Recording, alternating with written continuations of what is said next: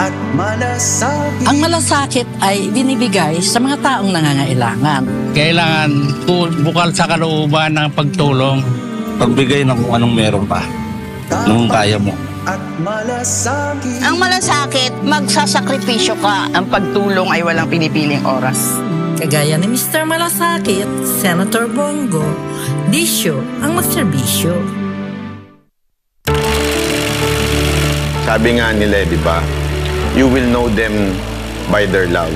Yun ang sinabi sa Biblia. It's not on how good you are in quoting the scripture. It's giving love. Grabe, hindi talaga hindi talaga kasya yung words eh. Kung paano natin i-express yung ating na-experience. Mismo wala akong masabi. Kita ko kasi yung pagiging generous. Alam mo, madali kasi magsalita ng Diyos eh. Pero pagdating sa pera, pagdating sa pagiging generous, yung pagtulong sa iba, hindi biro yun. Maraming bagsak dyan. Maraming bagsak. Kaya ako nakikita ko yung pagiging generous niya. Hindi sa salita eh. Sa lakad. Bilib ako. Hindi dakda. Nakita mo sa gawa. In one word, authentic. The views and opinions expressed by the program host do not necessarily state or reflect the official views and position of Sunshine Radio DZR 1026 Manila, Suanusug Media Corporation, and Sunshine Media Network International.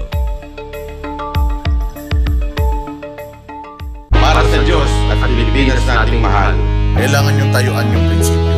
Kailangan nandudong ka lagi sa tama. Para ito sa mga tunay na lalaban para sa bayan. Pagkamali, banatan. Pero pag tama naman, palakpakan natin. Yan ang banatero, walang inuurungan. Pag tama, palakpakan. Pag mali ay babanatan. Yan ang banateros, boses ng ordinaryong Pilipino. Banateros ay walang makakaawan.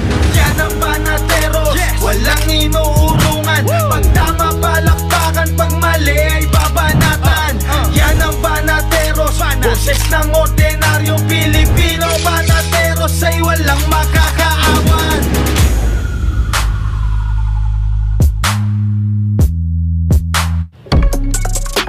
Magandang gabi, Luzon, Visayas at Mindanao. Kayo ay nanunood sa Banateros sa SMNI. Ako si Coach Oli. Ako naman si Master Judea. At ako naman po, si Jay Guevara. Alright, so magandang gabi, Luzon, Visayas, Mindanao at sa mga kababayan nating OFW, mga immigrants sa iba't ibang panig ng mundo. Magandang gabi po sa inyo lahat. Kayo nanonood ng Banateros, syempre. At huwag natin kakalimutan, follow yung YT channel, YouTube channel, kapartner mo sa balita at serbisyo. YouTube.com at Sunshine Media Channel. Of course, meron din tayong Rumble.com, SMNI News. At syempre, Facebook.com, Banateros Official. At syempre, subscribe po natin, Master Judea Channel, Coach Oli Official. At syempre, Jay Guevara, Boss Dada, at syempre, Banat Bay. At huwag niyo kakalimutan, DCAR 1026 News. Supportahan po natin yan dahil dyan lang po tayo makakapanood at makakarinig ng mga patas na pagbabalita. At syempre, bago tayo magsimula, batiin muna natin ang shoutout dyan sa mga taga JMCFI College of Law sa kanilang Invictus 2024 dyan sa Davao, no? Batiin natin. At sila nagkakaroon ngayon ng palaro dyan. Yung Invictus pala ay parang intram. So, shoutout sa inyo dyan. At syempre, hindi lang sa school, sa College of Law, pati na rin sa mga taga KOJC dyan sa compound. Magandang gabi sa inyo lahat. Chill-chill lang tayo ngayon. But syempre, ngayong gabi, medyo umpisa natin sa hindi politika muna. Puro na lang politika pinag-uusapan natin. Mag-ano muna tayo? Magpahinga muna tayo ng konti. Dahil ngayon, magkakaroon po tayo ng guest dito sa studio na walang iba kundi si Kuya Eagle Leonardo Tom Bituin Jr., Governor ng NCR Central Region, para siyempre pakilala sa atin ng Eagles, kung ano ginagawa ng Eagles. At siyempre kailangan nating i-honor kasi ito tumutulong talaga sa ating mga kababayan na nangangailangan. Ipakilala po natin si Kuya Tom Bituin Jr. Magandang gabi po sa lahat ng mga televiewers, Luzon, Visayas, Mindanao. Kuya Judea, Kuya Jay, and Kuya Oli. Gandang gabi rin po. Okay. Magandang gabi po. At syempre po, pwede po kayong bumati sa ating mga kuya na nanonood ngayon. Mga ate, kuya, Friends of Eagles, lalong-lalo na po sa aking club president, si Kuya Dominador Ilagan, ang aking special project chairman po, si Kuya J.M. Gonzales. Ayun. At sa lahat po ng mga miyembro ng Eagles. Ayun, ano? Daming mga taga-Eagles. Nanonood, kaway-kaway na mga ilan. Tsaka ano mo rin shoutout din natin si Kuya J.M. Gonzales and Kuya Alex the Lover. Siya nagsabi Yun, nun. Alex the Lover. Yan. Shoutout, nandiyan nanonood. Total, may ano ka na rin eh. May ano? Inintrohan mo na ng Dalaver eh. Dalaver. Tuloy-tuloy natin si Lover. Pwede ba mauna na ako magtanong? Pwede. Oo. Single po ba si Kuya? Taken na po. Ayun. Taken na. Yan ang Eagles umaamin. Yung iba no? Yung iba hindi umaamin. Pag tinanong mo, single ka ba o married? Hindi nagsasalita eh. Si Kuya diretso yung sagot Ilan niya. na po? Ilan na? Hindi yung anak. Marami. Maraming tinutulungan kasi to si Kuya Tom. Alam mo, anyway, si Kuya Tom, naimbita natin dito kasi tayo ay bumibilib sa ginagawang mga pagtulong ng Eagles. At one time, napasama tayo dyan. At patuloy natin gagawin yan in collaboration sa mga gustong tumulong, ay SMNI, kayo JC, pwede natin yan. Basta pagtulong sa kapwa natin na nangangailangan, nangunguna dyan lagi ang Eagles. Ang Eagles po ay isang fraternity, pero hindi ito yung fraternity na nagkakasakitan. Dito sa fraternity na to ay nagmamahalan. No? So now, Kuya Tom, pakibigyan nga naman kami ng konting background kung papaano, bakit mo naisipan na pumasok sa Eagles at papaano ko dito nag-umpisa? Okay. Maraming salamat po sa katanungan, Kuya Judea. Ang the Fraternal Order of Eagles, Yakap Philippine Eagles, was formed in 1979. No? Ang TFOE po na ito ay the first Philippine-born socio-civic organization na ang mandato po talaga is to alleviate the lives of our community, especially the needy people, and provide hope na din po. Yes. No? I started being an Eagle and inducted in the TFOE in November of 2020. Then the following year, I was elected club president of Mandaluyong Royal Skyline Eagles Club until in 2022, I was again elected president of Mandaluyong Unified Skyline Eagles Club. Yeah, afterwards, I was also appointed National Assembly Secretary. No? In 2022. Then in 2023, I was elected Vice Governor of NCR Central Region, continuing also being the National Assembly Secretary. Okay. And in 2024, again, I was elected bilang Governor naman po ng NCR Central Region. And just recently, last October, I was again elected unopposed as the Regional Governor for NCR Central Region. Ayun, ano? So, yun. Coach Oli, tayo ay fresh, no? Kaka-induct lang po sa amin. Nagkasama po tayo last week lang, no? Yes, kuya. So, ako, nagpapasalamat ako dahil binigyan nyo kami ng pagkakataon para magawa din yung ginagawa ninyo. And ako talagang mula't simula, noong naging aware ako kung ano yung Eagles na yan, sabi ko, bumibilib talaga ako dito sa mga to. Kasi kahit sa kalsada makikita mo sila magagalang. Pagka may nangangailangan, automatic, hindi ka na magsasalita, tumutulong. So, kaya sabi ko, naisipan ko, niyaya ako, nagkataon, niyaya ako nila. Sabi, hindi ako nagdalawang isip. Sabi ko, gusto ko yung ginagawa nila. So, Coach Oli, ano yung rason kung bakit ka sumali sa Eagles? Actually, yun din sana itatanong ko kay Kuya Tom. No? Pero yung sa akin, kasi napag-usapan natin, actually, hindi ko makalimutan to. Papunta tayo ng Davao nun eh. At nilabas ni Banat Bay yung tutulong tayo sa iba. May proyekto, subukan nating tumulong kahit man lang once a month nang hindi tayo nanghihingi doon sa mga viewers natin. In-emphasize ni Banat Bay yan eh. Yung tutulong tayo at tayo ang magsasakripisyo, dapat masaktan tayo. Ibig sabihin, nagsakripisyo ka, hindi tayo tumulong hindi tayo humingi. Yun. Kung galing sa sarili natin. Galing sa bulsa natin. And siguro, tapos na-open up na ito ni Banat ba tungkol sa Eagles, mas gagampanan natin yung pagtulong ng mas madaling paraan kasi andyan ang Eagles dahil marami sila eh. So, syempre, may makakatulong tayong sa pag-distribute or sa hindi naman tayo manghihingi, pero yun yung nag-open up sa atin. Ako personally, yun ang ko eh. Kaya nag-join ng sabay-sabay yung Banateros sa Eagles. Yun, no? Si Kuya Jay, ano yung nagpapayag sa'yo para sumali sa Eagles, Kuya Jay? Kasi pag sinabing Eagles, ang unang papasok dyan yung yung helping people. So ako kasi alam nyo naman ako, dati akong charity vlogger, di ba? So talagang malapit din sa puso ko yung pagtulong na yan. Kahit naman din ngayon, off-cam, tumutulong pa rin ako. So what if pa na sumali ako sa Eagles para mas makakasama ako at dadami pa yung kaibigan ko. At higit lang sa kaibigan, talagang turingan ay talagang magkakapatid. Hindi ibang tao. Kaya yun talaga yung isa sa mga pinaka nagustuhan ko dyan sa grupo natin ngayon. Ayun, tama yun. At syempre, napakalaking tulong ng Eagles kung sakasakali man na in the future may mga nangangailangan, nandito lang po kami, nandito ang ating mga kasama at syempre, mas marami tayong matutulungan. Although nakakapagtulong tayo individually, no, sa sarili nating kapamaraanan, pero iba pa rin kasi yung may grupo tayo. Mas mapapalawak yung reach ng ating natutulungan kung halimbawa tayo ay nasa Eagles. Pero, Kuya Tom, ano-anong mga probinsya, lugar na ba ang na-experience natin o natulungan natin sa mga nagdaang panahon? Ay, napakagandang katanungan po yan, Kuya Judea. Nakakarating po, bilang isang agila, hindi po tayo limitado sa kung saan lang po tayo nababahagian ng geographic boundaries. Ang isang agila po ay pwedeng mag-soar high at tumulong sa lahat ng parte ng bansa.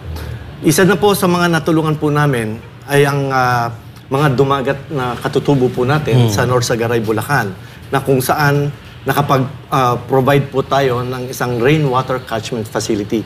Imagine niyo po, ang isang katutubo ay kailangan maglakad ng 2 oras para lamang makakuha ng tubig na inumin na malinis.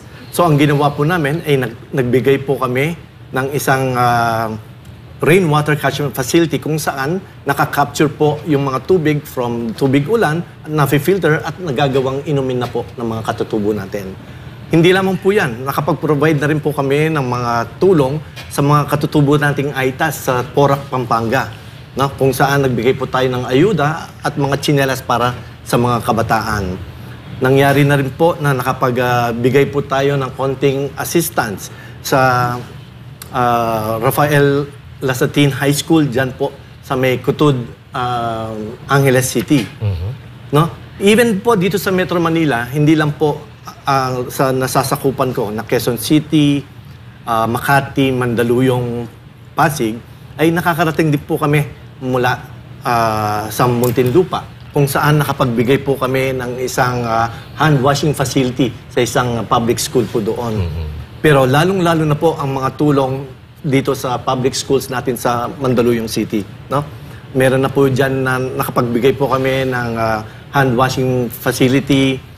At the same time, kami po rin po ay stakeholders, partners ng iba't ibang schools sa Mandaluyong, mga kuya. Okay. Coach Oli? Meron po kasing katanungan dito, no?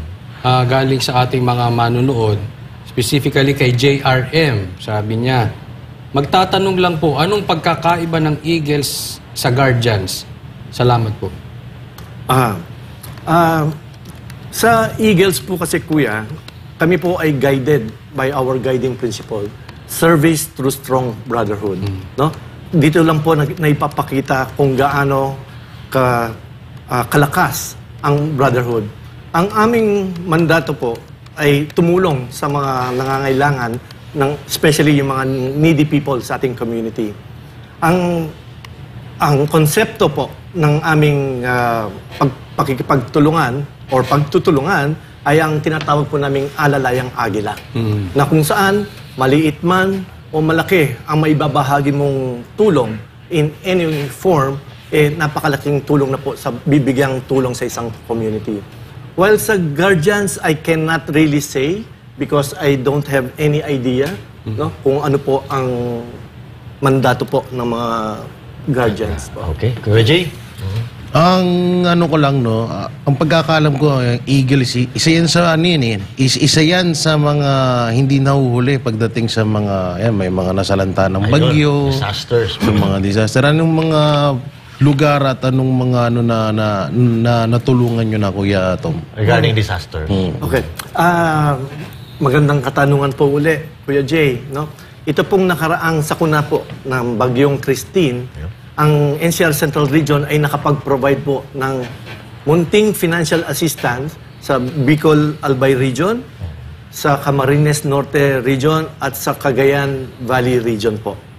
No? So hindi lang sa... Isa po kami sa mga naunang nakapagbahagi ng munting financial assistance. Ayun. So sa madaling salita, buong buong Pilipinas hangga't kayang tulungan, tutulungan ng Eagles. Kasi ang Agila, soaring high. No?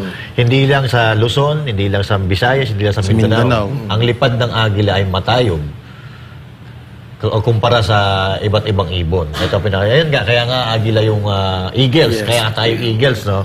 At ang kagandahan dito sa Eagles, mga kababayan, ay hindi lang po goods, hindi lang pagkain. Sila po ay namamahagi ng iba't ibang mga pangangailangan din. Katulad na sinabi nyo kanina, Kuya, tubig. At balita ko, nagpapatayo kayo ng mga structures din. Meron po kaming isang naging proyekto sa Santa Maria, Laguna, no? Kung saan isang waiting shed, no? Ang nai-provide po namin doon sa Barangay Three Falls, no? Meron din po kaming naitayong isang legacy marker na kung saan ipinapakita po namin ang aming mga clubs, no? Kung ilang miyembro ang mga clubs po namin doon sa Barangay Barangka Ibaba sa Mandaluyong City. Kami po ay nag-a-advocate na kung sakali hanggang maaari po ay gusto po namin magkaroon ng mga community service projects na kung saan marami po ang makikinabang at matagal po itong pakikinabangan ng ating komunidad. Tulad halimbawa po, no? Meron na po kaming naging 3 proyekto kung saan ang title po ng aming project ay Silip Mata Project, kung saan nababahagian po namin ang mga students, no? Ang mga students natin sa public schools ng libreng customized prescription eyeglasses. No? Ito po ay isang napakagandang proyekto. As a matter of fact, magkakaroon po uli kami ng ganitong proyekto sa darating na November 22 sa mataas na paaralan ni Neptali A. Gonzales, dyan po sa Barangay Mauway sa Mandaluyong City, kung saan 200 estudyante po ang makikinabang po dito sa aming proyekto. Kocholi? Kuya Tom, kung halimbawa sa mga manonood natin, siyempre itatanong nila to, at nagkaroon sila ng interest, gusto nilang sumali sa Eagles Club, paano? Anong proseso? Sa mga nais pong maging Agila, meron po kaming tinatawag na 5 Eyes. No? Ito po ay 5 proseso na kailangang ma-process po muna bago ka maging ganap na Agila. No? Kailangan po, siyempre, kakatok po kayo sa mapipisil nyong club na kung saan ay kayo po ay may interview. At the same time, ang second eye is introduction, no? Then third eye is inception. Ang fourth eye is parang initiation, no? Pero ibang initiation po, tulad po ng nasabi earlier. And ang pang-5 po ay ang induction na po sa Eagles. Ayun. Kuya G, baka may pahabol na tanong ko kay Kuya Tom. Alam niyo, marami talaga ding ano eh. Tapos eto pa pala, Kuya Tom, may mga palaging mga nagtatanong na bakit, di ba, noong mga kamakailan lang may mga nag-viral na ginagamit ang logo at ang pangalan ng Eagles. Ano ho ba yung mga karapat-dapat na iparusa or kung may parusa man sa mga ganyang gumagawa? Kasi minsan kasi ginagamit una sa yung sa mga traffic yan. Kapag nahuhuli sila, parang pinagyayabang nila agad na. Pero hindi naman pala sila lehitimong Eagles. Opo. Sadya pong nangyayari po talaga yung mga ganong klaseng insidente, mga kuya, na kung saan nagagamit po ang mga emblems, no? Ang mga t-shirts ng Agila at nagpapanggap na isang Agila. Criminally, kuya, wala po silang liability. No? Pero ang pinaka parusa lang po ay itatanggi po ang kanilang pagiging lehitimong miyembro ng isang Agila. Ang isang Agila po kasi hindi po ito talaga para sa lahat. Ang pagiging Agila po, ang hinihingi lang po ng organisasyon is a portion of your time and a portion of your wealth. As my predecessor told me, no? A couple of years ago. So, ito po, lahat ay voluntaryo. Hindi po tayo kumikita dito at hindi rin po tayo tumatanggap ng any form of salary. Yun po ang katotohanan sa pagiging Agila. So, talagang voluntarism po ang diwa sa loob ng pagiging Agila. Ayun. So, regarding dito sa mga salary, monetary, no? Kung halimbawa, kuya, hindi siya Agila, hindi siya member ng Eagles, makikisali siya sa pagbibigay ng tulong, pwede po ba yun? Pwede naman po, kuya, kasi ginagawa na rin po natin ito na nakikipag-collaborate po tayo sa iba't ibang mga grupo. No? Lalong-lalo na po kung ang nais po nila ay makatulong din, no? Wala pong magiging problema. Ayun, maganda. At syempre, yung mga kababayan natin, medyo, may mga galante tayong kababayan. Kung halimbawa, tayo ay tumutulong, ang Agila ay tumutulong sa ating mga kababayan o kapwa Pilipino nangangailangan, kung halimbawa, merong gustong magbigay ng, halimbawa, konting donasyon or anything na pwedeng nating maipamigay, papaano po ang proseso noon? Kanino po ba ibibigay? Kanino pa dadaanin? Paano po ba? The Fraternal Order of Eagles po ay present sa buong Pilipinas at the same time sa mga iba't ibang countries po tulad ng Saudi Arabia, Hong Kong, Cambodia, even in Canada, meron po, no? So kung meron pong nais magbigay ng tulong, mag-kumontak lamang po sa isang lokal na club, no? At pwede po nilang ipadaan kung ano man pong klaseng tulong ang gusto nilang ibahagi para sa komunidad. Ayun, Coach Oli. Ito, meron lang akong gustong basahin at parang hindi ata niya masyadong naintindihan. Kasi parang akala niya ito yung high school na fraternity. Sabi niya, takot kami sa inyo, fraternity pala kayo. Anong masasabi niyo dyan, Kuya Tom? Okay. Tama po kayo. Kami po ay isang fraternity.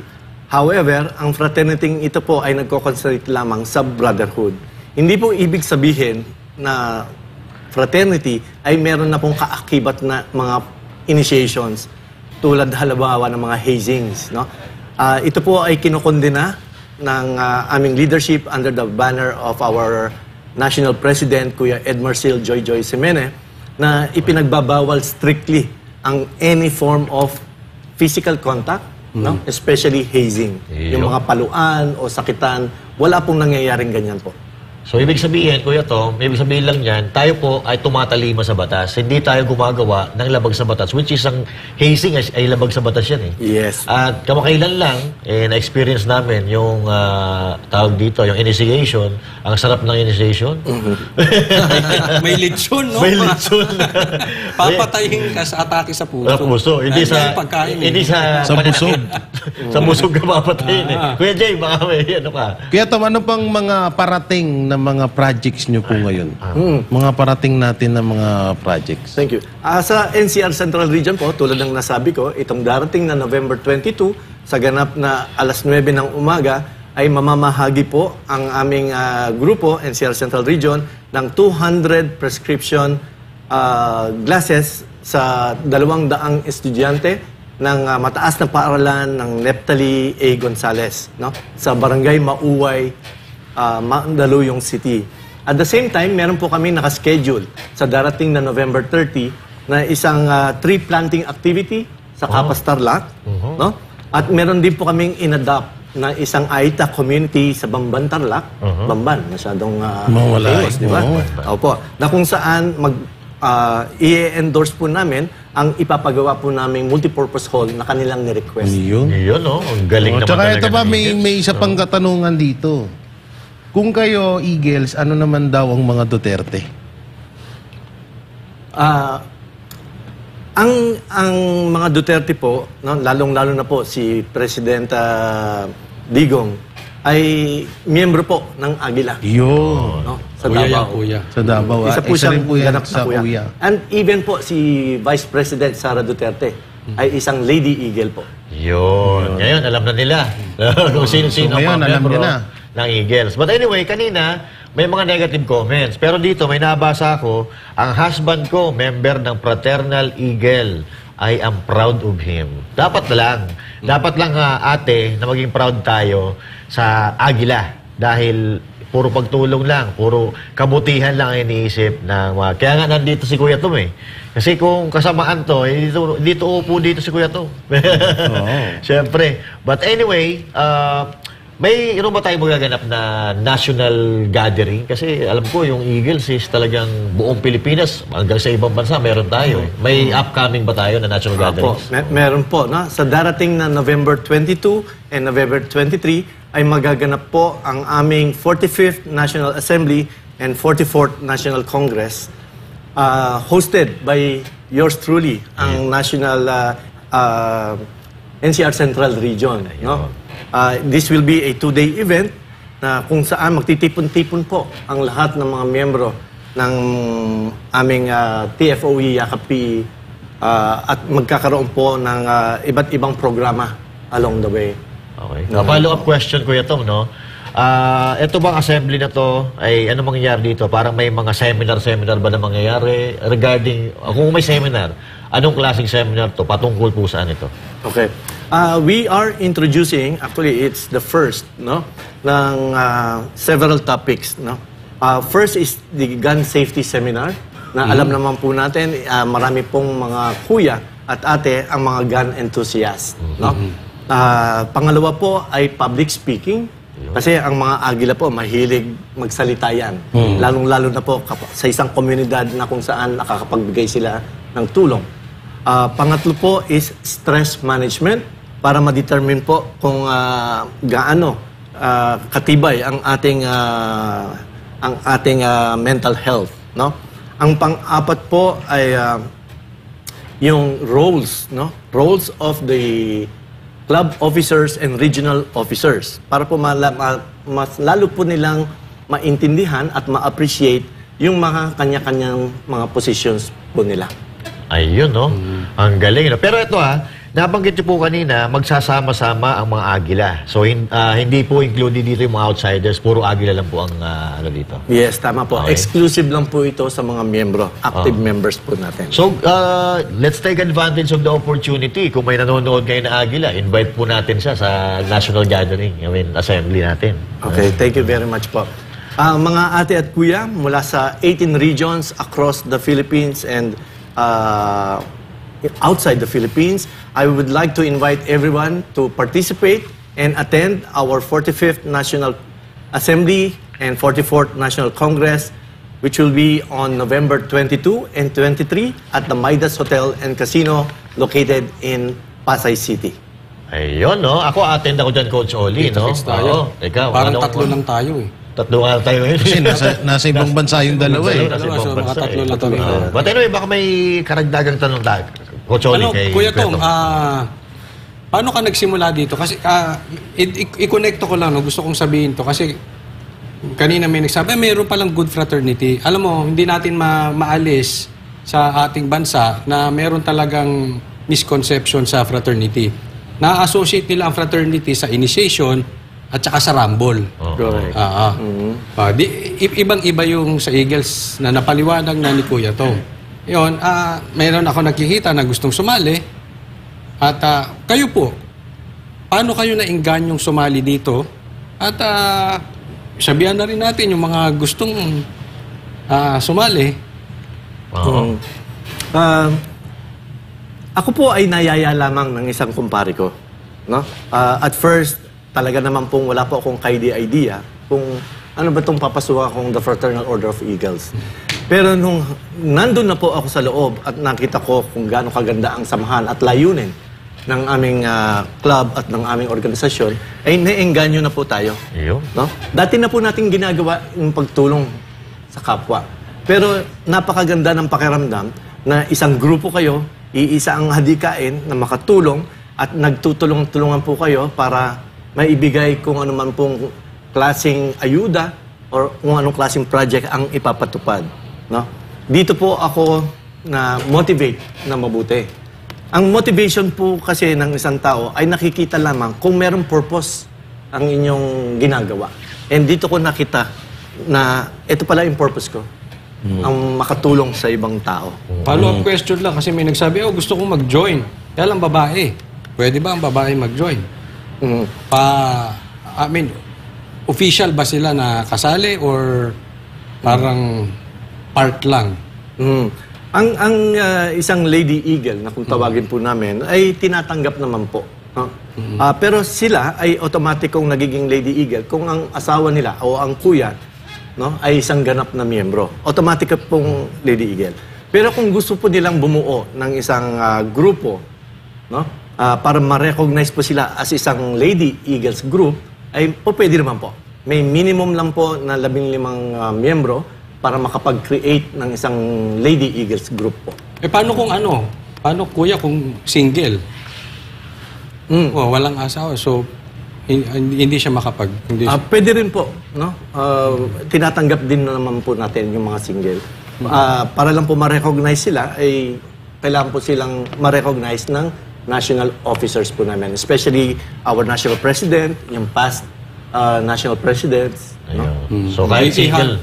I-handle ko na yung Pero, sundutan ko, sundutan ko. Kuya Tom, hindi lang naman magaganda ang tinatanggap dyan, Kasi si Coach Oli, kasi nakangiti na naman. Iba yung ngiti, Iba yung ibig sabihin, Napaka-importante pong banggitin na ang Eagles ay friends to all people. Regardless of your status in life, your positions, or even ranks, pagdating po sa loob ng ating fraternity, lahat po tayo ay pantay-pantay. Ayun, sundutan ko muna, Jay. Yung sinasabi ni Kuya Tom na pantay-pantay, dito po walang abogado, walang doktor, walang presidente. Lahat yan, kuya. Lahat, ate. Wala, hindi nagsasapawan ba? Correct. Lahat para magkakaibigan, magkakapatid. Jay. Tsaka ginagandahan dito sa Eagles, kadalasan mas nauuna pa to kaysa sa Hindi ito, sorry pero totoo itong nangyayari. Halimbawa, may isang nasunugan sa isang lugar. Mas nauuna pang tumulong ang mga Eagles kaysa sa mismong kapitan, mayor. Sorry pero totoo po yun. Hindi kadalasan nangyayari yan. Nauunang tumulong sa mga lalo na sa mga nasalanta ng baha, nasalanta ng bagyo, or nasunugan. Nangunguna palagi dyan ng Eagles. Kaya talagang yan yung isa sa mga nag-push sa akin na ang sarap na ko dito, sasali ako dito dahil isa kami ng hangarin Isa kami ng tulak ng puso namin na sa pagdating sa pagtulong. Kaya napakaganda talaga. Ayun. Actually, totoo po yung nasabi mo, Kuya Jay. Isa po sa mga first responders. Pagdating ng mga sakuna ay mga kuya. Mga Eagles po talaga. Lalo-lalo na, ang agila, napakarami. Kung doon sa lugar na yon may isang agila, magtatawag yan ng iba pang mga agila para makatulong. Ganon po yung tinatawag na, tinawag mo kanina, yung camaraderie, yung bayanihan. Alalayang agila. Alalayang agila. Tsaka ito, balikan ko lang kanina, regarding din sa mga fraternity. May mga, din sa atin, may mga fraternity sa Pilipinas, marami, Kung halimbawa, Kuya Tom, mayroong isang tao na may isang, kabahagi siyang isang fraternity, pwede ba siya sumali sa Eagles? Totoo naman po, nangyayari po talaga yan, na meron pong napapabilang sa ibang fraternity na sumasali din po sa Eagles. Wala naman pong ipinagbabawal. As long as bukal po sa loob nyo ang pagsali at malinis po ang inyong hangarin. Ayun. Malinaw, ano? So, sa madaling salita, walang pinipili. Walang pinipili. Tsaka dito nakitaan ko din na mayaman ka man, mahirap ka, o ano man trabaho mo, basta nasa bukal sa puso mo ang pagsali sa Eagles, tanggap ka nila. Ayun. Tsaka yun nakita namin sa a few times na nakasama namin yung mga Agila, talagang parang magkakapatid. Nagbibiruan, para magtotropa lang eh. Sabi ko, maganda to. Isa pa yun sa nagustuhan ko. Although, dati pa naman, hinahangaan ko na talaga, lalo na nung nakasama ko yung mga Agila. Lalo na si Kuya JM. Napakabait niyang kuya natin na yan. Ako, lechon yung nagustuhan ko. Yung lechon no? Sumakit yung bato ko eh.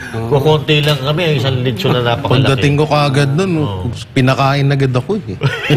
Alam niyo yung tagutom eh. Yun pala yung initiation sa amin. Busugin kayo. Yun ang kagandahan po. Sige po, Kuya Tom, baka may last message tayo kung may mga panawagan kayo at meron pang kayong gustong masabi. Pagpapakilala lang po talaga sa NCR Central Region, ito po ay kinabibilangan or nabubuo ng 31 clubs. No? Isa po kami sa nangunguna pagdating po sa pag-iimplementa ng mga proyekto at patuloy po ninyong aasahan na gagawin po namin ang aming makakaya para makapagpatuloy na makapagbigay serbisyo sa ating mga komunidad na nangangailangan ng tulong. Ayun. Thank you, Kuya Tom. So, Kuya Tom, maraming salamat po sa pagpapaunlak ng aming imbitasyon. At sana, hindi itong huli, sana magbahagi pa tayo ng mga impormasyon regarding sa Eagles sa mga darating na panahon. At syempre, sama-sama tayo na magbibigay ng tulong sa ating mga kababayan. Asahan niyo. Sama natin yung mga Kuya Oli natin, si Kuya Jay, at yung mga kuya natin sa iba't ibang panig ng Pilipinas. Maraming salamat po. Maraming salamat po uli at mabuhay ang Agila. Yun. Okay, so mag-break po muna tayo. Huwag po kayong aalis at magbabalik po ang program ng Banateros. Salamat. Yan ang Banateros, walang inuurungan. Pag tama palakpakan, pag mali ay babanatan. Yan ang Banateros, boses ng ordinaryong Pilipino. Banateros ay walang makakaawan.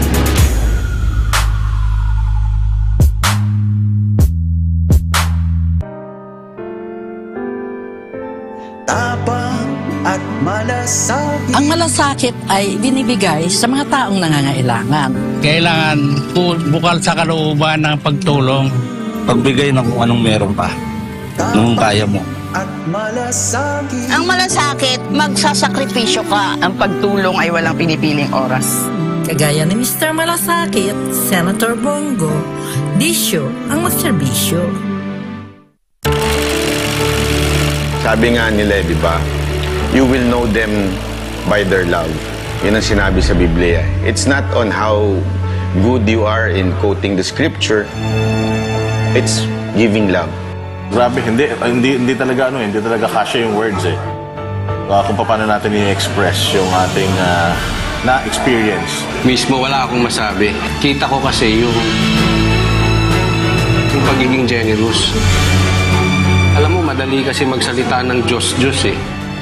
Pero pagdating sa pera, pagdating sa pagiging generous, yung pagtulong sa iba, hindi biro yun.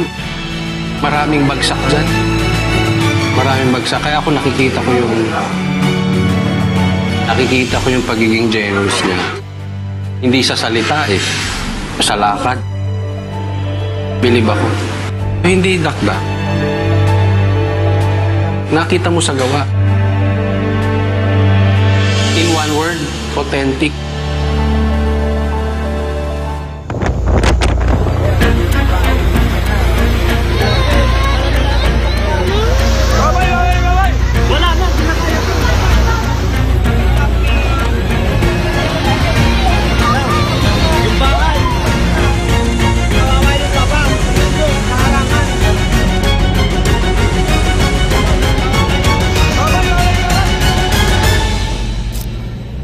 Alam mo ba na may magagawa ka para matugunan ang problema sa baha na nararanasan natin ngayon?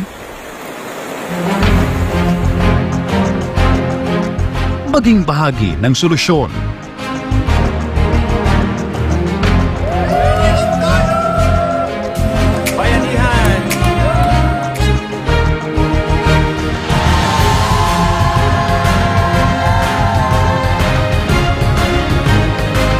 Lumahok sa isang puno, isang bayan, nationwide tree planting activity ngayong November 16, 2024.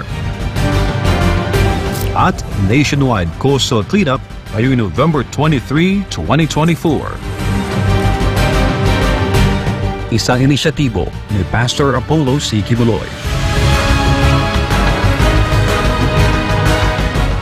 Para sa kalikasan, para sa bayan.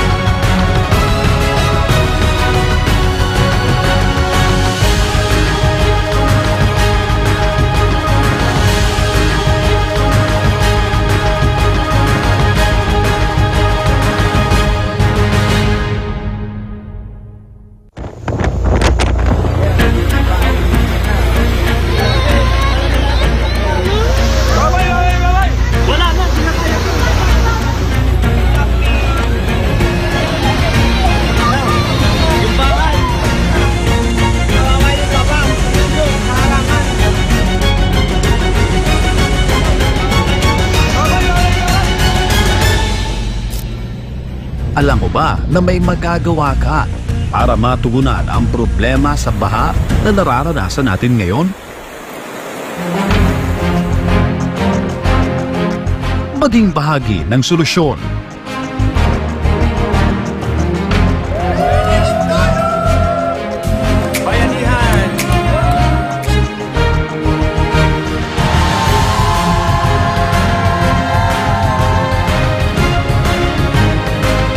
Lumahok sa isang puno, isang bayan, nationwide tree planting activity ngayong November 16, 2024. At nationwide coastal cleanup ngayong November 23, 2024. Isang inisyatibo ni Pastor Apollo C. Kibuloy.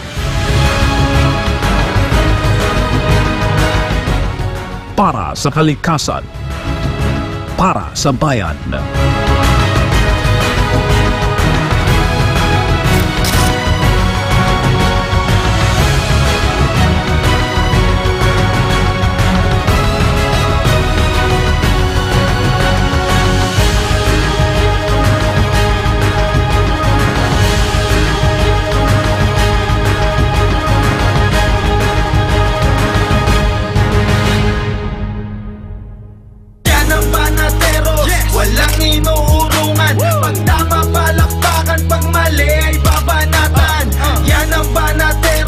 Boses ng ordinaryong Pilipino, banateros ay walang makakaawan.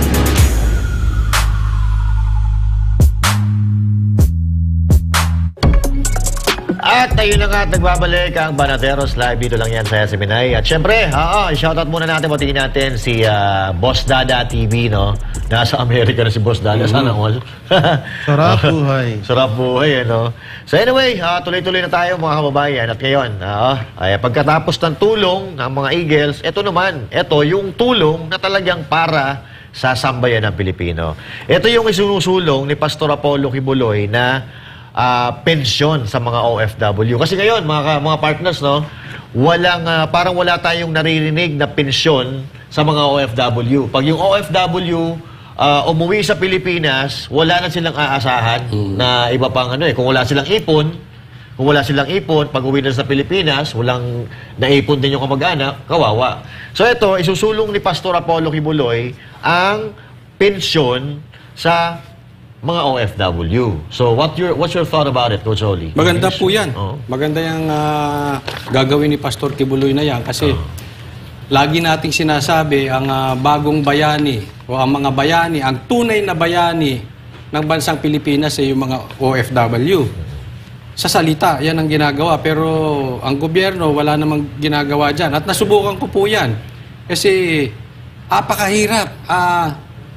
May drug test dyan. Kaya nagtataka ako, mag-OFW ka, may drug test Presidente, Vice President, Senator, walang drug test Di ba? So, ewan ko. Tapos, hindi ko alam kung pwede ko itong sabihin dyan. I mean, may medical yan.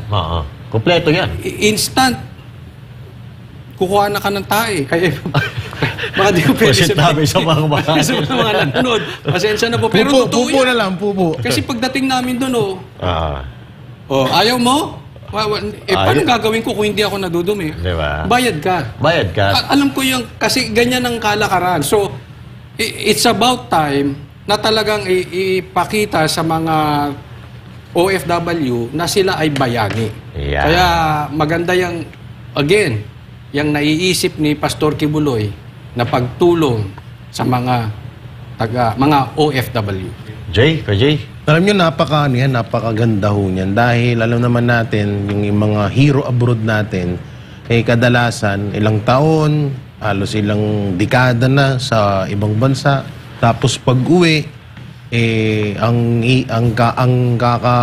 uuwian pa ay yung iba, may mga nababalitaan tayo na halos umabot na ng 20 years sa ibang bansa. Pag-uwi, wala man lang bahay. Yun pala, siyempre may mga, lalo na yung mga kababaihan, or siyempre nangyayari din yan sa mga kalalakihan din, na pag-uwi nila, wala palang naipon yung kanilang mga partner sa Pilipinas. Kaya itong Retirement Security Act na inano ni Pastor Apollo Kibuloy, napakaganda ho nito para sa kanila. Dahil alam naman natin, at yung may mga kasabihan nga tayo na hindi lahat ng mga nag-abroad ay maganda ang buhay nila. Hindi lahat nagtatagumpay. Hindi lahat ay nagtatagumpay. Kaya napakaganda nito. Ewan ko bakit hindi to naisip ng ibang mga nakaupong senador ngayon. At yung mga iba pang pero minsan nahihiwagaan ako dito kay Pastor no? Kung ano-ano iniisip no? Napakatalino Hindi lang sa kung ano-ano. Bukod sa dun sa, ang dami niyang pwedeng ipaano. Bakit, alam mo yun talagang napakalaking tulong or makakatulong sa bansa natin yung kanyang mga naiisip na ipapanukala dito sa ating Pilipinas. Sabi nga ni PRRD, ito si Pastor Kibuloy, reservoir. So, ibig sabihin, maraming stock ito. Maraming stock na knowledge. Kaalaman para sa pagpapatakbo ng isang komunidad. At siyempre, pag nagpatakbo ka ng isang komunidad, kaya-kaya mo na rin na magpatakbo ng isang bansa. Kasi si PRRD, nagpatakbo ng Davao, naging presidente, naging maayos yung pagpapatakbo. At siyempre, balik tayo sa OFW, sinasabi mo, Jay, partner Jay, tama yun. Kasi kadalasan, minsan, yung mga OFW, nagpapadala sa asawa. Tapos may nabalitaan dati, balita to ipinapakita palang bahay, nagpapagawa na tayong bahay. Yung pala, kapitbahay nilang bahay. Pag-uwi ng OFW, nabaliw. Nabaliw kasi na-depress siya, alam niya na may mauwi na siyang bahay. Kasi may sinisin kasi naman, adik yung asawa. Pagka adik, wala ka nang magagawa. At ito etong ginagawa ni Pastor Apollo Kibuloy, ito ang magsasalba sa kinabukasan ng ating mga kababayang OFW. Dahil hindi lamang mga Pilipino na nasa loob ng Pilipinas ang iniisip ni Pastor Apollo Kibuloy sakaling maluklok bilang senador ng bansa. Isa sa mga nais niyang pagtuunan ng pansin ay ang pensyon na matatanggap ng mga OFW sakaling magretiro ang mga ito. Si Ina Mortel, nagbabalita. Isang kapakanan ng mga OFW sa panukalang nais na isulong ni Pastor Apollo Kibuloy sakaling maging senador. Ayon kay Attorney Kay Lorente, tagapagsalita ni Pastor Apollo, isang panukalang magsusulong sa pensyon ng mga OFW ang nais na isabatas ng butihing pastor at ito ay tinatawag na OFW Retirement Security Act. Sa ilalim ng panukalang ito, nais ni Pastor Apollo na hindi na mahirapan pa ang mga OFW sa pagre-retiro sakaling magbalik Pinas na sila. Sabi ni Pastor, we will create a mandatory pension scheme for all OFWs with government and employer contributions. Yes, hindi lang po ang inyong employer sa mag-contribute, pati na po may government subsidy. Para po yan siyang yung sa SSS contribution, yung Social Security System contribution, pero specifically tailored po ito para sa ating mga OFWs. Sa hakbang na ito, magkakaroon ng minimum pension ng mga OFW na nasa edad 60 pataas. So sa pension scheme natin, sabi po ni Pastor, napakaganda po. Meron tayong tinatawag na guaranteed minimum pension. So kahit saan ka man, 60 years old, bumalik ka dito sa Pilipinas, tapos wala kang savings o konti lang yung savings mo, kasi nga, ang laki din ng gastusin, di ba, pinapadala dito, minsan araw-araw, buwan-buwan. So, magkakaroon ng garantiya na may minimum pension ka. Paano gagawin yon? Kasi mayroon tayong, again, tinatawag na mandatory pension scheme. Mandated po ang lahat. So, kunwari po, meron kang, magko-contribute ka sa retirement fund mo for a specified number of years. For example, 10 years. Tapos sa bawat buwan na tumatanggap ka ng sahod, for example, 30,000, kunwari, depende po yan. Depende kung ano ang ma-finalize, pero meron ka ng contribution monthly. Tapos aside sa monthly contribution mo, dapat ipopropose po ni Pastor na meron ding government subsidy. For example, 30,000 pesos. Tapos magiging monthly contribution mo, minimum, for example, may 3,000 ka. Tapos, yung government naman mag-subsidize din, mag-a-add naman ng contribution na 1,000. So, sa bawat buwan, meron ka ng 4,000 na retirement fund. Sa pamamagitan ng sariling retirement funds sa ilalim ng panukalang ito, sigurado nang makatatanggap ng pensyon ang mga OFW na nagtatrabaho sa alinmang bahagi ng mundo. Magiging kabahagi rin ang Department of Foreign Affairs sa hakbang ito para masigurong mapupunta ang pondo ng mga OFW sa kanilang pagreretiro. Magne-negotiate tayo ng social security agreements with major OFW destination countries.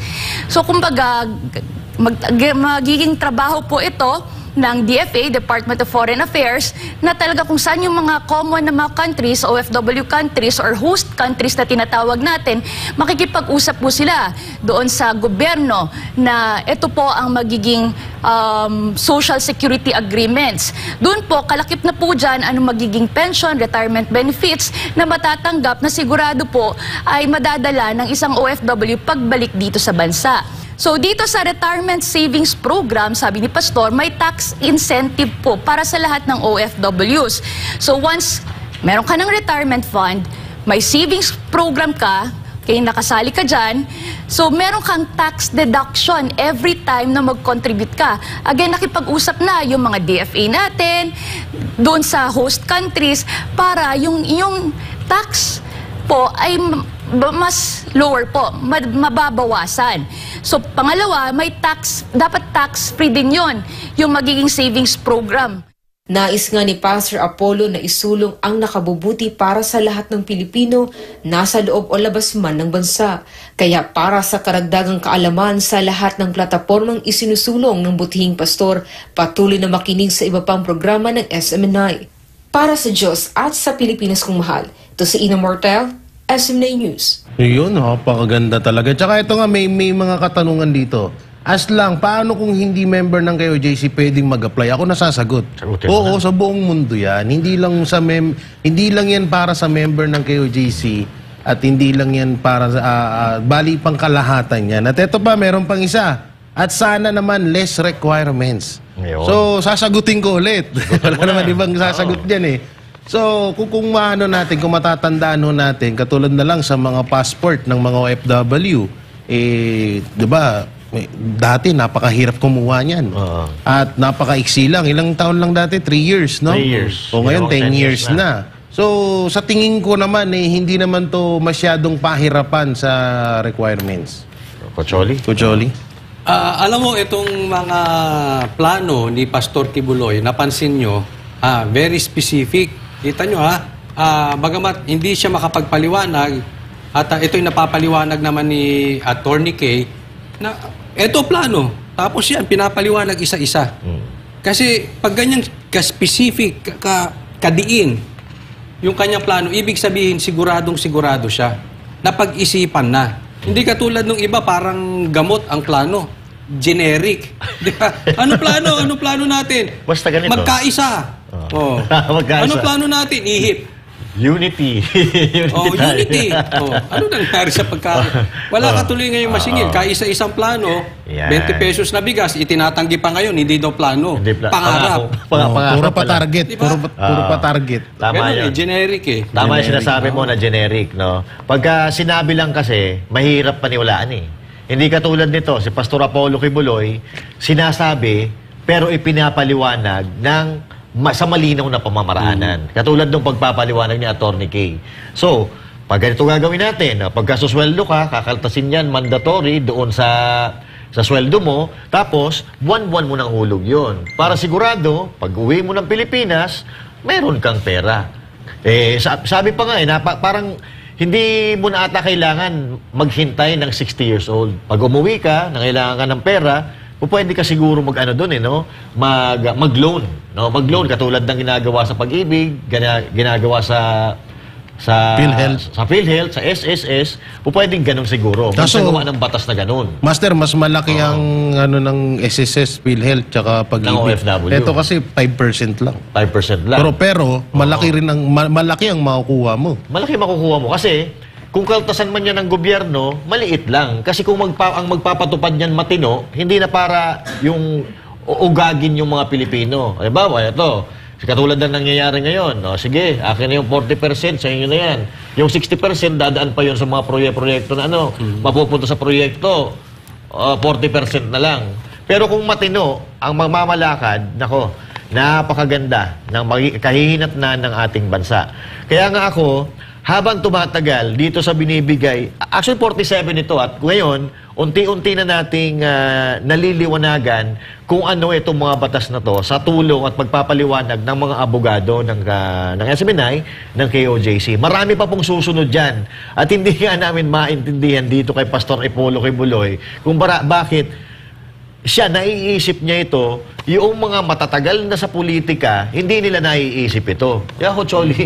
Oo. Alam mo, kaya pinapapaliwanag ng detalyado kasi sigurado siya na gagawin niya. Hindi kasi pagka nangako ka ng generic, bago mo palang pinangako yun, nag-iisip ka na ng excuses. Kung paano ka lalabas dun sa pangako mo. Kay Pastor Kibuloy, hindi.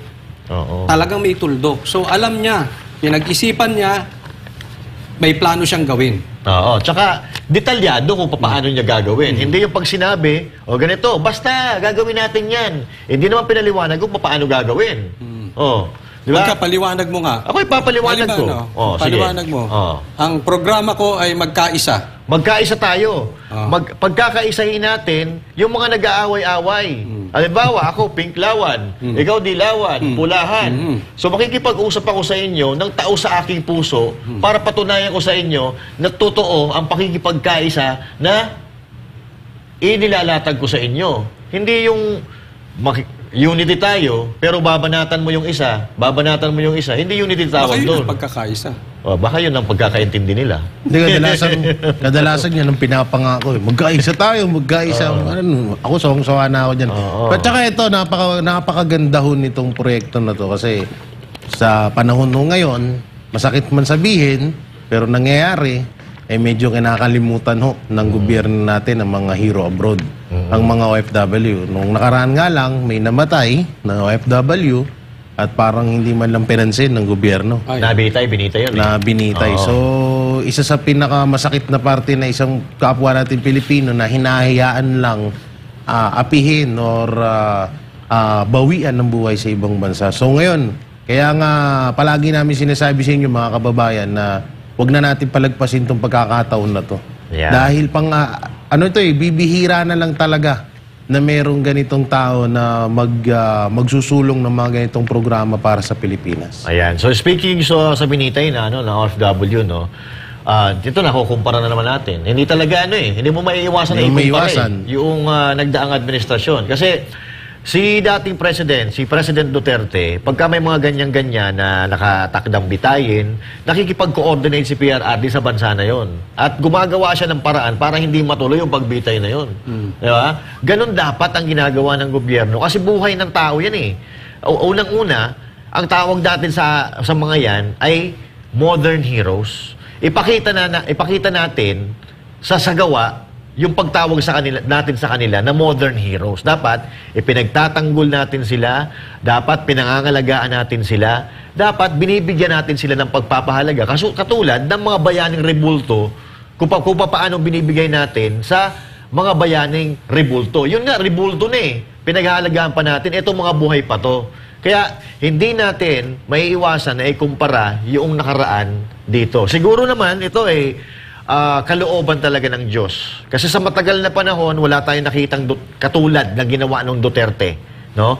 Matagal na panahon, bula, dilaw, pink, green, anything, anong-anong kulay. Pero pagdating ng Duterte, nakagawa ng unbelievable act or mga proyekto na talagang hindi inaasahan na magagawa pala eh. Kaya naman palang gawin yan ng mga Pilipino. Kayang gawin pala yan ng mga politiko. Bakit noon hindi nagawa ito? Tapos ngayon, nagkaroon na naman tayo ng isa. Marcos. Siguro kaulooban din ito ng Diyos eh. Para ipakita sa atin, ginamit ko na si Duterte. Hindi pa kayo natuto. Pinagsalita ko na si Duterte dati. Hindi pa kayo natuto, hindi kayo nakinig. Bigyan ko kayo ngayon. Pahirapan ko kayo. Ayan. Meron naman unbelievable as ngayon. Ano? Yung kapag bumili ka ng motor, gumumulta kang 20,000. Ayun. Ng second hand. Oo, pag second hand. Sakit sa ulo yan. Unbelievable. No, grabe yan, no? Sakit sa ulo nung ginawa nila. Hindi kasi ganito yan eh. Maraming mga Pilipino na bumili ng mga second hand na motor. Alam nila yun sa LTO eh. Alam nila yun, siyempre. So lahat yun, magbabayad ng tig to 20,000. Paano pagpatay na yung bumili or yung nabilhan? Diba? So, sa kanila mapupunta agad yun. Pera agad na malinis yun. Tsaka ito pa yun, Kahit hindi mahuli. Yung 20,000, okay, layan natin yun. Pero, yung pagpa-transfer mo ng pangalan, magbabayad ka rin nun. Oo. Tsaka yung hirap nun. Yung hirap nun. Pero alam mo, partners, unawain natin sila. Baka na-overwhelm lang. Kasi alam mo, sa dami ng problema sa Pilipinas, parang gusto na lang, concert na lang. Wag mo, intindihin nyo, pagka ang isang tao ay nai-stress, na-overwhelm yan. Pati ba yung coach sa OFW, ganun na rin ba? Oo, baka, kasi kita baka mo, na-overwhelm na compare niya. Na si PRRD na pagtanggol lang, yung isa nabitay. Na-overwhelm. Mahirap yun, lagi tayo na-overwhelm. But anyway, basta ito pakinggan nyo po. Nung nakaraan, hindi kayo yung iba nating mga kababayan, marami na namang nakinig kay PRRD, pero mas marami yung hindi nakinig. Sana, sa pagkakataong ito, makinig kayo. Pag sinabi ni PRRD niya, si Pastor Apollo Kibuloy, isang bright yan. Naalala nyo ba yung mga pinili na gabinete ni PRRD? Sila Tugade, sila Mark Villar, kung sino-sino po niya sa kanyang mga ahensya. Di nag-prosper kasi alam niya ng mga bright. Si PRRD, once he said na bright ang tao na yan, mapapakinabangan niya ng bansang Pilipinas, di ba? Kaya, si Pastor Kibuloy ay suportahan po natin ngayong darating na halalan. Yun. Sige, last message tayo? Oo. Last message? Jay? Parang ayoko pa mag-last message. Parang ayoko din kasi message na ako ni Sir Carlo. Nagme-message na ba? Oo nga, no? Tinamaan na naman si Tinamaan na naman. Siguro, may kuting. May kuting ba? Uy, may kuting. Pahisin mo nga yan. Ang pinakahuli ko na lang siguro sasabihin, siguro ako ay may kiusap sa ating mga kababayan na itong napag-usapan sa proyekto ito para sa mga OFW, pakishare naman po sa inyong mga social media platform para malaman pa po ng iba pa nating mga kababayan. Yun lamang. Yun. Ako na. Sige, ako na. Sa ating mga kababayan, in-endorse po ni Pangulong Duterte si Pastor Apollo Kibuloy. Tulad na sinabi ko, when Duterte promotes a candidate, sigurado maasahan yan. Ito, yung promotion ni PRRD na mahirap tanggihan Kasi marami tayong nakita na gawa ni Pastor Kasi minsan merong ipopromote ni PRRD dahil kaibigan. Pero tayong mga tao pa rin, tayong mga boboto pa rin, ang makiramdam kung sa tingin natin, siyempre ayaw ni Pangulong Duterte pag lumapit sa kanya kaibigan niya, hindi niya ipapahiya yan. Diba? Ipopromote din niya yan. Pero tayo pa rin ang tumimbang kung itong politiko na ito ay makakatulong sa atin, makakatulong sa ating bansa, at hindi magiging alipin ng salapi. Yan. Mga kababayan ko, kailangan po natin si Pastor Kibuloy. Hindi po tayo kailangan ni Pastor Kibuloy. Tayo ang may kailangan sa kanya. Gaya ni PRRD, bihirang-bihira dumating sa buhay ng mga Pilipino ang isang katulad ni PRRD. Ngayon, merong isang katulad na naman ni PRRD dumating sa ating buhay, samantalahin na natin. Kailangan natin si Pastor Kibuloy sa pagbabago ng bansang Pilipinas. Huwag na po natin itong palagpasin. Sana po magtulong-tulong tayo At si PRRD po sasamahan. Mag-iikot po si PRRD kasama si Pastor Kibuloy sa buong Pilipinas para mangampanya. Ngayon, kung kayo po ay makakasama, samahan niyo po kami. Magsama-sama tayo kahit po sa ating social media. Kung kayo man ay nasa ibang panig ng mundo, wala kayo sa Pilipinas, makakasama pa rin kayo sa kampanya. Itulak po nating sama-sama. Again, huwag po nating palalagpasin ang ganitong klaseng pagkakataon dahil baka tayo ay maisumpa. Dahil isipin ninyo, pabagsak na ang Pilipinas. Ang gold reserves natin, paubos na. Kailangan natin ng mga bago at matitinong leaders. So,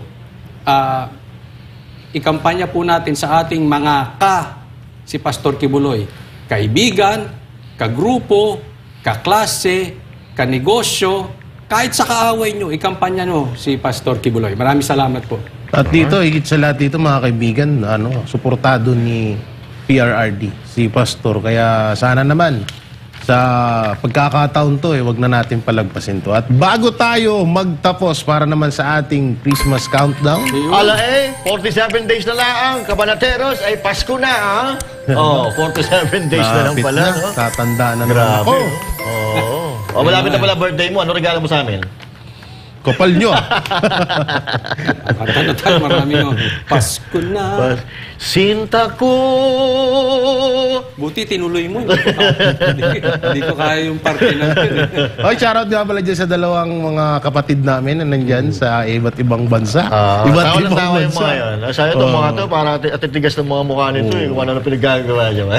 Happy lang kayo dyan. Happy lang kayo. Pag uwi nyo kayo naman. Sabi sa atin, atitigas ng mukha ng tatlong to. Ano na pinagagawa sabi dyan? Pagdating nila, tayo naman magbakasyon. Yan! May galap shoutout din pala kay Buster TV, nanonood. Nanonood? Si ano kanina nga pala, nag-comment din sa akin, si Buster tsaka si Spencer Lacan. Yun, kay Kai Spencer. Okay. Coach?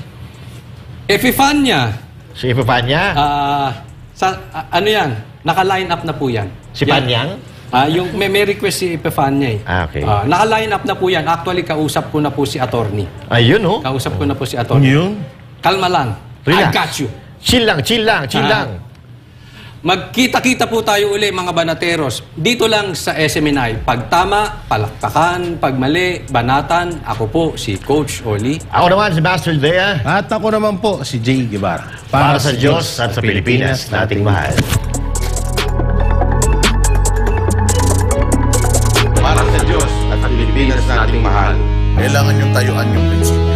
Kailangan nandudong ka lagi sa tama. Para ito sa mga tunay na lalaban para sa bayan. Pagkamali, banatan. Pero pag tama naman, palakpakan natin. Yan ang Banateros, walang inuurungan. Pag tama, palakpakan. Pag mali, ay babanatan. Yan ang Banateros, boses ng ordinaryong Pilipino. Banateros ay walang makakaawan. Yan ang Banateros, walang inuurungan. Pag tama, palakpakan. Pag mali, ay babanatan. Yan ang Banateros, boses ng ordinaryong Pilipino. Banateros ay walang makakaawan.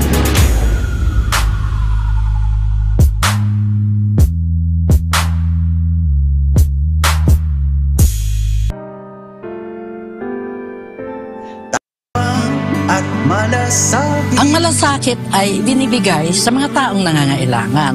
Kailangan bukal sa kalooban ng pagtulong. Pagbigay ng kung anong meron pa. Nung kaya mo. At malasakit. Ang malasakit, magsasakripisyo ka. Ang pagtulong ay walang pinipiling oras. Kagaya ni Mr. Malasakit, Senator Bongo, Disyo ang magserbisyo. Sabi nga nila, di ba? You will know them by their love. Yun ang sinabi sa Biblia. It's not on how good you are in quoting the scripture. It's giving love. Grabe, hindi talaga hindi talaga kasya yung words kung paano natin i-express yung ating na-experience. Mismo wala akong masabi. Kita ko kasi yung pagiging generous. Alam mo, madali kasi magsalita ng Diyos Pero pagdating sa pera, pagdating sa pagiging generous, yung pagtulong sa iba, Hindi biro yun. Maraming bagsak dyan. Maraming bagsak. Kaya ako nakikita ko yung pagiging generous niya. Hindi sa salita sa lakad. Bilib ako. Hindi dakdak. Nakita mo sa gawa. In one word, authentic.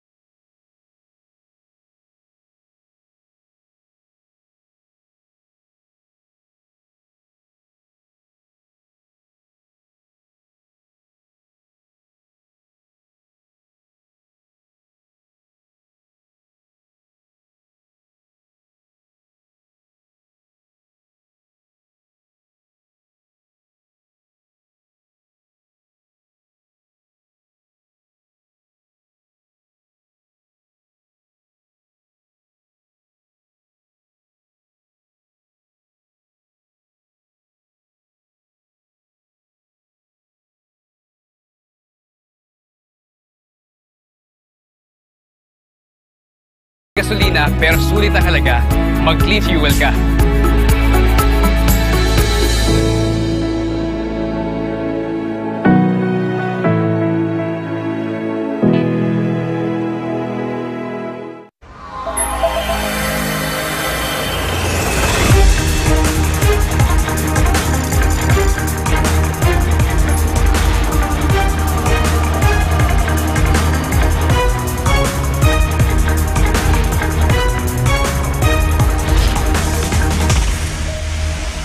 This is SMNI News Channel. Truth that matters. Subscribe to SMNI News Channel and turn on the notification bell to keep you up to date. Also visit our official social media accounts and join our community on Viber and Telegram.